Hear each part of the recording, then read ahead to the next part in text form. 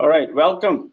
I'm very delighted to see the family, ultimate family today, which I never had before, a direct viewing all the employees who work there.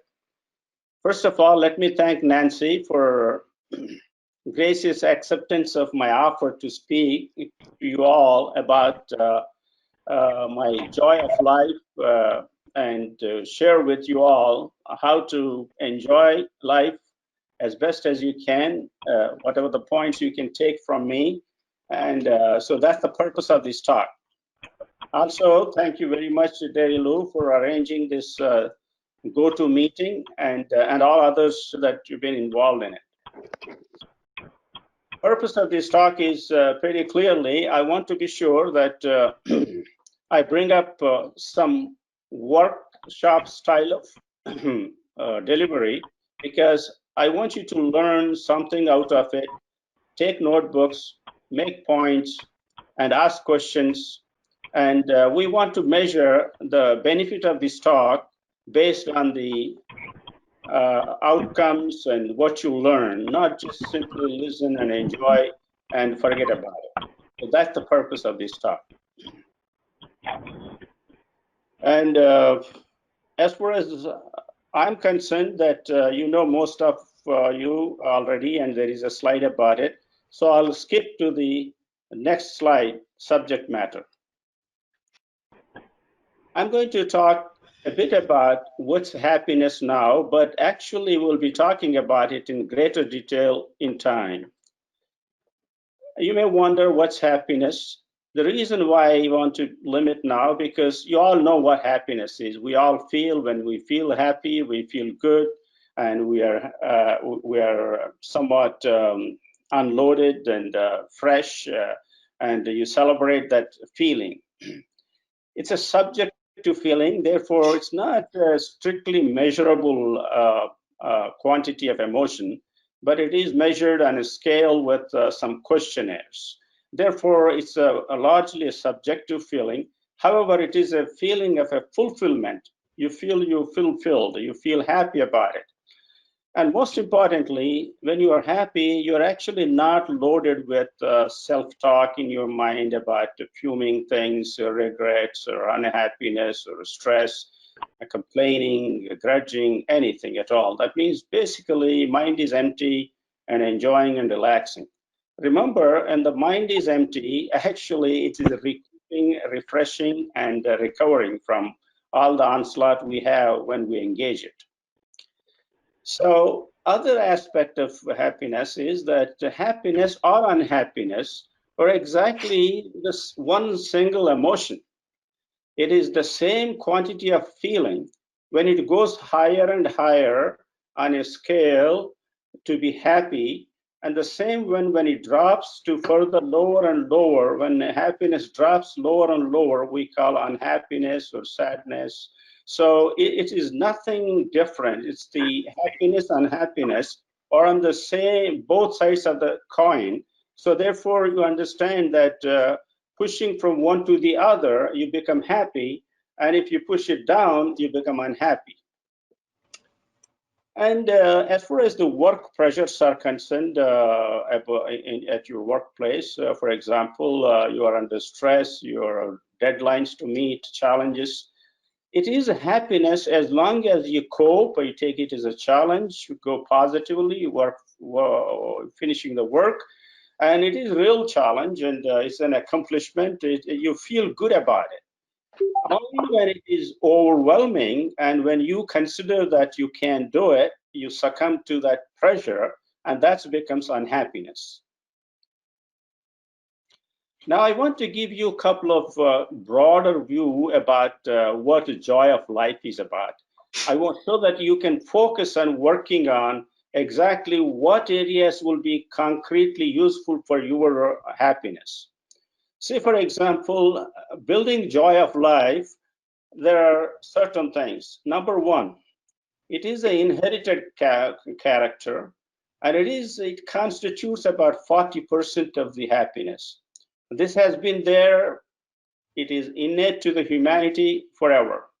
And even when we are hunter-gatherers or agriculturists, facing very, very hardships, this inherited happiness of hope and eternal audacity has been what it kept the people going. But right now, we have also had some scientific studies done on the happiness, and we have other components where we can work towards the happiness. And this is the new discoveries. Therefore, we want to take the advantage of these new discoveries about how to be happy. And we have all the material and emotional, psychological support to be happy. So that's the reason that I wrote this book, and I want to deliver that message to everybody who is interested about it. I guess I gave an approximation of each of those elements that you can work for happiness. For example, if you realize the purpose of work or purpose of life, it gives about 10% happiness. These are not exact measures, it's only approximations. I still wanted to give it to you, but I want you to carry some points home, exactly thinking where you can work for. We will be talking soon about purpose of work. That's the next item coming right away. The other components, likewise, you can also work on your goals and affirmations. It constitutes another 10% of happiness. And most importantly, you can also work on conflicts and challenges and handling them properly. That gives another 10% of happiness.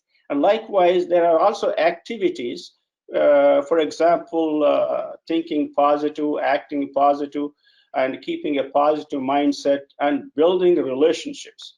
A relationship is the most powerful agent of all happiness, whether it is a relationship within the family or friends, peers, workplace, society, doing and giving some charitable work. So relationship, remember, is the biggest factor of happiness.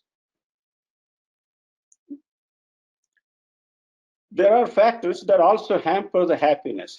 So if you can alleviate these hampering factors, what you're going to do, the same average happiness or not so happy will be pushed up. As I said, it's in the same emotion.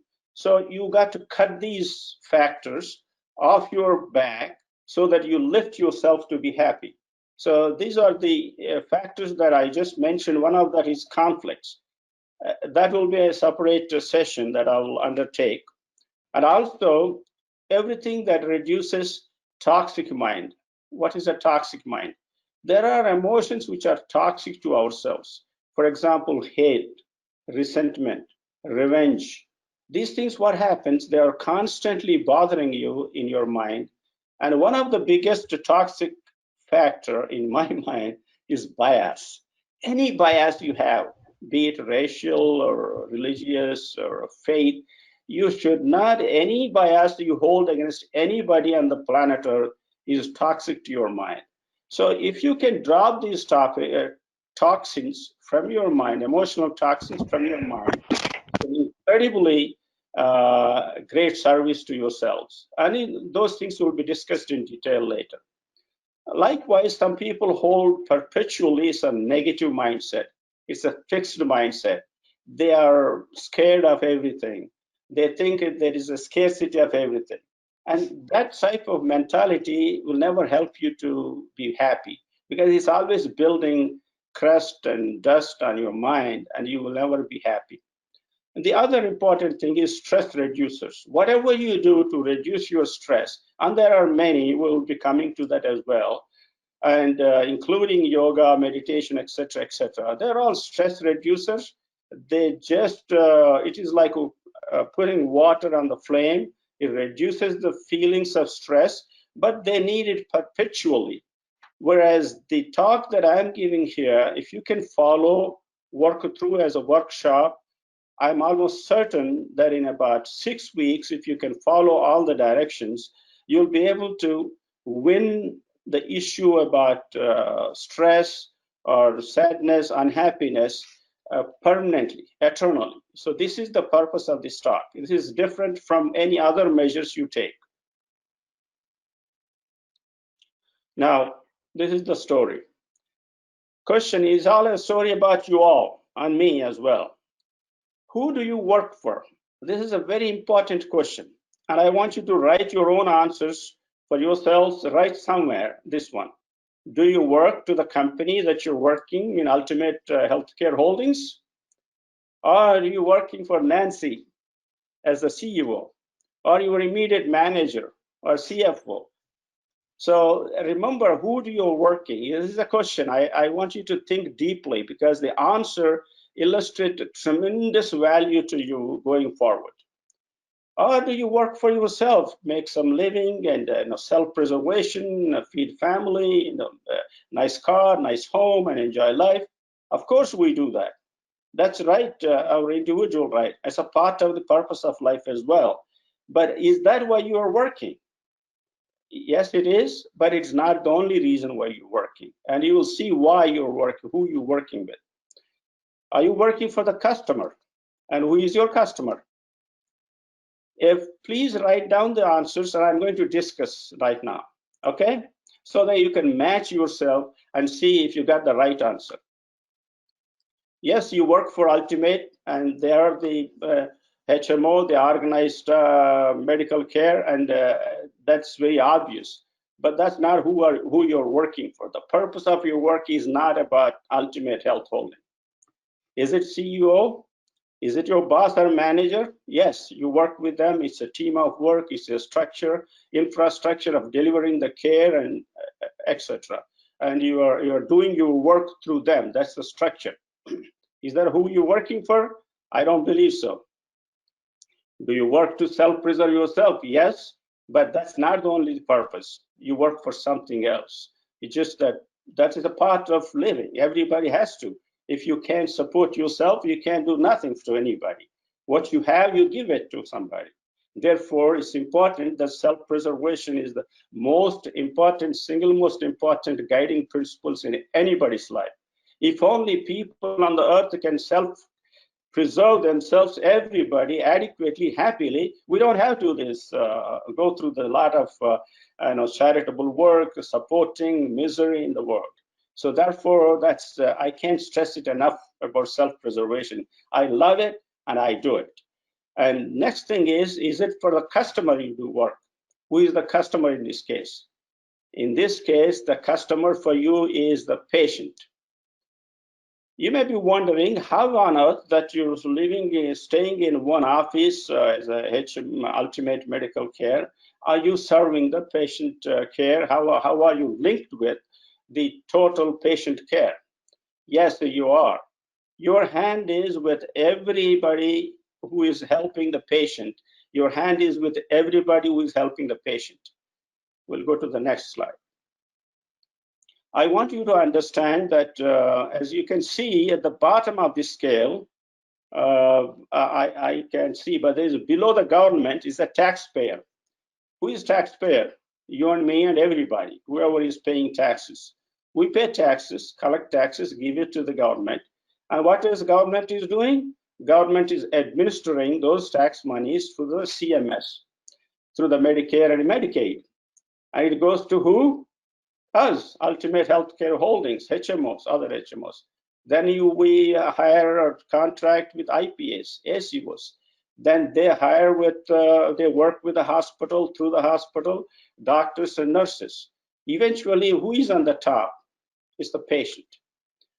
Everybody from the bottom up, including the taxpayer, to the patient care, everybody's hands are together in that service. You may be at mid-level, low level, high level, doesn't matter. The purpose of your work is the same at any level. And indeed, it is important to have at different levels. Otherwise, a doctor or a nurse would not be giving any service unless you are able to provide the basement. Otherwise, everybody on the ladder at a higher up are standing on the shoulders of thousands of workers underneath them. So that's the idea about the purpose of work. And it will also come in different discussions as we go along. But this purpose of realizing this purpose of work is a very, very important thing. I want you to also know, broaden it a little bit more. Actually, it's not just our purpose, just to broaden it. there are about 16 million healthcare workers doing the same job. And if you broaden up further, take industry and agriculture. They're producing food, but they're feeding us. That's why we don't care about going to the farm and producing your wheat or rice, flour, or whatever it is. So they're also in the part of the same part. And likewise, you extend every service, people who make cars, people who make umbrellas, doesn't matter what it is. Everything that you use today, the way I am expressing, the computer I'm using, the light we are using, everything has somebody's service. Not only service of the people today, it's been the service of the people of the millions and millions of ancestors who worked together, sweat, hard work, and they gave blood, sweat, everything possible to create this current society. And we are enjoying it. So we are trying to do is the same thing to build a society that is worth for future as well. So therefore, in my mind, every human hand, which is about 7.8 million people on the planet Earth, are handling together hand by hand to feed each other, help each other. And that's the purpose of your work, as I see it. And I hope that you will agree. If you don't agree, which is good also, we can debate and discuss. And that's why the question, as I speak, if you want to write questions and chat box, please write or ask me the questions at the end of the talk. Okay. Who serves the most purpose? You see, there are many people. It's probably obvious by now the answer for this one. Is it a teacher? Of course, teacher has a very, very important role to play. I say they are the trinity. Education, teacher, student is the trinity of the community building of the future. So that's how important a teacher is. And a nurse, we know what, doctors, we know what we do. Likewise, farmers, workers, at any level. From what I take, mothers, for example. See, mother. I mean, mother. There's nobody to replace a mother or a father, but really mother, perhaps, given the circumstances. And soldier, scientist. So, point here is only one point. Whether you are a president of the United States or a janitor working in the White House, the purpose you serve is exactly the same. They are equal and equivalent. It does not matter, the power doesn't matter, influence doesn't matter, or wealth doesn't matter. In the greater sense of humanity, any service you give is an excellent service, is equivalent to the purpose of life and purpose of work. The reason is that imagine you may have a president, but if they don't have a janitor, it's not going to work. Same thing if it doesn't have other employees, doesn't work. If there's no delivery man, it doesn't work. So in the greater sense of the purpose of life is everybody gets the equal share in that greater sense. Now, benefits of realizing the purpose. What is the point in all this? Let me tell you this. I said about it gives you this understanding, gives you about 10% of your happiness. And I'm watching time. Is it okay? 10% of happiness is our, I said. This is incredibly deep understanding who you serve for. When you know that you're helping everybody, helping the patient in particular in your case, it's a tremendous thing. You don't bother too much about others. I mean, there's so many advantages. Your attitude and behavior changes. So did mine. And also it improves emotional intelligence. It improves communication. You forget and forgive others. Even if you don't like somebody doesn't work very well, somebody doesn't fit your personality, even then you know that they're also serving the same society that you serve. It may be a different thing, different approach. People are different. There is a diversity. There are biases. But the point here is clearly that each one is serving the purpose, and it will sink in gradually if you didn't think about it already. You believe me, as every day goes by, if you keep this point in mind, it will get better and better. For me, when I realized, it was a aha moment. Wow, I couldn't think about it. The reason I started thinking was, I've been hearing about purpose of life with different people. You hear typically it is left to the most intellectuals, priests, high priests, or perhaps still in the temples, the synagogues, that type of thing. But for an ordinary person like me, like you all, we all, thinking the purpose of life is this, what I'm serving, is an incredibly revelation to me. And it gives a different perspective to understand other people. I'll show you one more slide. It increases your emotional intelligence. Emotional intelligence is the one that is the most productive operational intelligence, where you are aware of yourself and you are aware of others, what you do, how you do, and you also understand that the differences between people and others, it's okay to be different, and we are different people. And we'll discuss that issue in future as I go along. It creates a tremendous empathy that is important for us, because typically, particularly in America, this individualistic societies, which is a good thing by itself, I'm not putting it down, but at the same time, they try to deviate, walk away from empathy as much. So empathy is the most powerful unity, togetherness, and everybody wants to understand the other. You don't have to be alike, but yet understand and work with them. It is also a motivating factor. It is also a regulating factor of your own emotions. Any emotion you have, once you know what the purpose of work everybody has, you think differently, you act differently. So these are the advantages. I think my time is coming up. Now, let me conclude with this slide. I plan to do few sessions, time willing and your schedule willing, perhaps at least about 7 or 8 sessions more. It may be about half an hour or 45 minutes if time allows, but I can do it in half an hour. So that's the plan. And during that time, what would help is make a series of notes, question answers. Also, you can write a question to me at purna@awarenessusa.org. It is also my Facebook ID as well, but just that comes straight to my website. I'll be happy to answer questions.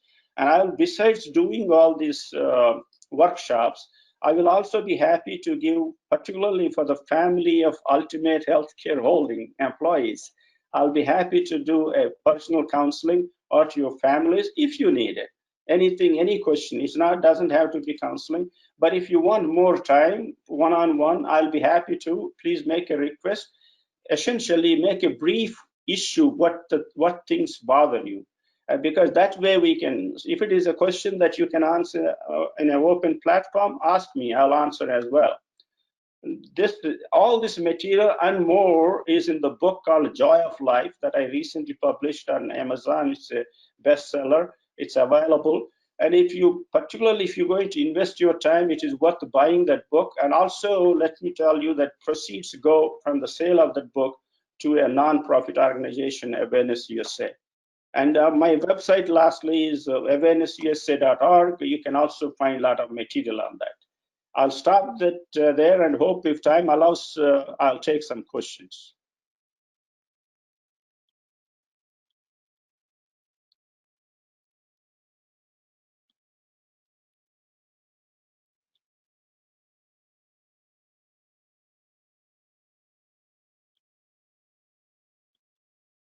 Any questions? Whoever want to ask can ask also. You don't have to write a question, but feel free. Everybody's numb. All right. But I enjoy talking to you all. If not, it's not the end of the lecture. So anytime you can shoot me privately on the email I just showed, or keep questions ready. And yeah, I like feedback in the sense that does it make sense? Is it something that you probably not seriously thought about certain things, or is it that you already know anyway, and which is good. If you already know, that's even better, because what I found out, the people who learn more and more and more. my biggest problem, and I used to conduct seminars, were only people who learned people will come and learn more, and those who never learn anything stayed away from me. So this is a challenge: how to get interested, how to motivate people to ask, think, and liberate. And my challenge is to work with ordinary people and the most neediest in the society. That's the whole purpose of this book and purpose of the talk. And intellectuals are good anyway. So let us see. Oh, thank you very much. And it is indeed, it doesn't only, I'm happy to see that somebody has tears in the eyes, because indeed I cry sometimes alone about these issues. I want you to know. So I have full empathy for you, and this is is it okay? Should I tell the name? Uh, no. Okay. All right. Fair enough. Not a good idea to tell. Many thanks. Thank you very much. Indeed, I appreciate the feedback, and I can see that. I hope that you're enjoying. Is Nancy also there, or Yep. today was she able to attend? Any other Nancy, questions? we cannot hear you. Oh, She's speaking. Hold on. I'm sorry, I was on mute. Yes, I'm here, Dr. Bikkasani. Thank you so much for being here today. Appreciate it. It is very enlightening. Happiness is a choice, and we work towards our happiness. And it's great to hear from you some insight into how we can work towards entering that state. So we appreciate it very much. thank you very much, Nancy, for those positive comments. And I would encourage everybody to read Dr. Bikkasani's book. It's delightful. It's very, very enlightening, and it's a wonderful story about a wonderful journey in life, and it's just very inspiring. So I would encourage folks to check that out. Dr. Bikkasani, can you tell us a little bit about your charity? I am aware, but I would like to share that with everybody. Yeah, I thought about charities, so I chose education. In that, I chose the students. I believe they are the future builders of the society. That's the reason. I have one organization called Awareness USA in the United States. It is growing, and we are working intensely. Our work is in the inner cities, disadvantaged students, high schoolers. We starting early, like even elementary and middle school, working in Tampa neighborhoods in Pasco County. Also, we reached, and gradually we want to expand further. And the idea is to help them with education, tutoring, and the supplies, as well as just give you the hope and audacity of what they can be, how to realize American dream. It's all about American dream, and it is still alive. And I am pretty sure it could be relit if it's been a little dull lately. So that's about Awareness USA. Likewise, I have started one in a similar name, like name. It's called Chaitanya Saradi in India. There we do what is called computer literacy. We reached about 12,000 students, mostly girls and boys, in rural India, and it's going extremely well. It took my time initially to start those things, but right now it's on autopilot.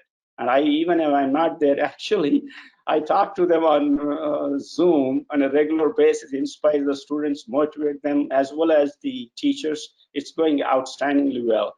But in here, we are also looking into different venues, not only students, also working in the neighborhoods, poor neighborhoods. Some mothers, for example, or the mothers of these students that I take care were, were out of home. We had to put them in a hotel for a night or two, things like that. So if I care for a child, I care for that mother as well. And they're typically single mothers. And likewise, there are some students in Pasco County, quite a few of them, which is not actually, it's the Caucasian families, most of them, interestingly, as opposed to African American in downtown Tampa. And they are in group homes. So we're also working with them as well. So the idea is to help the disadvantaged realize the American dream along with, tell them not to take drugs and abuse their bodies in any form or shape. The other agenda of the program is there. Thank you very much for asking that question, Nat. Yes, sir. Okay, anybody else have any questions? No questions, but thank you so much, Dr. Bikkasani, for your time this morning. We really appreciate it, as Nancy Yeah. stated. Thank you very much, and let me know what time and what day, if it is still wanting to continue, works for you, I'll be ready Okay. next week. Thank you. All right. Thank you very much. Have a nice day. Thank Bye. you. Thank you. Bye. Thank you. I'm very delighted to see you all. Thank you. And Thank